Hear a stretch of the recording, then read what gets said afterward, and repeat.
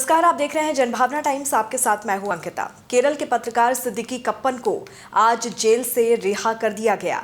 High court की Lucknow bench ने 23 दिसंबर को ईडी के मनी लॉन्ड्रिंग केस में कप्पन को जमानत दी थी। कप्पन 28 महीने तक लखनऊ जेल में बंद रहे। बाहर निकलते ही उन्होंने विक्ट्री का साइन दिखाया।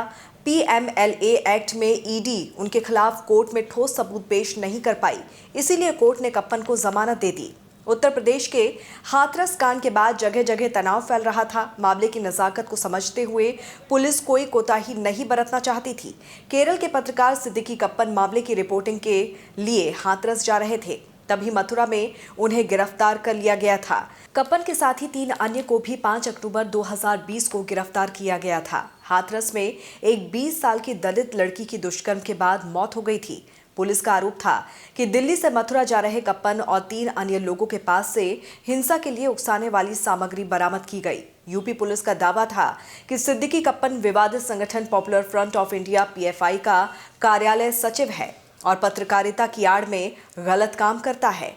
इन पर यूएपीए यानी कि गैर कानूनी गतिविधियां रोकथाम अधिनियम की धारा 17 और 18 के तहत केस दर्ज हुआ था। साथ ही धारा 124A के तहत देशद्रोह के भी आरोप लगाए गए थे। कप्पन पर पीएमएलए एक्ट के तहत मनी लॉन्ड्रिंग का भी आरोप था। रिपोर्ट्स की माने तो सिद्दीकी कप्पन मलयालम समाचार पोर्टल अजी मुखम में संवाददाता हैं। हाथरस कांड के बाद ही उनका नाम चर्चा में आया। हालांकि शुरू से वो पत्रकार नहीं थे।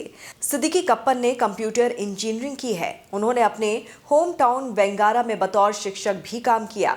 कुछ साल बाद वो सऊदी अरब चले गए और 9 साल बाद साल 2011 में सऊदी अरब से भारत लौटे और एक पत्रकार के तौर पर नए करियर की शुरुआत की।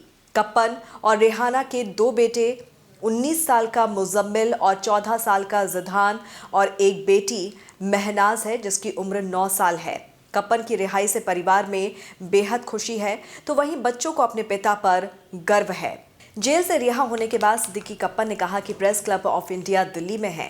केरला यूनियन वर्किंग जर्नलिस्ट अगर सरकार के खिलाफ है या सरकार को पसंद नहीं है तो वो खालिस्तानी होगा, वो टेररिस्ट होगा। मैं कठोर कानूनों के खिलाफ अपनी लड़ाई जारी रखूंगा।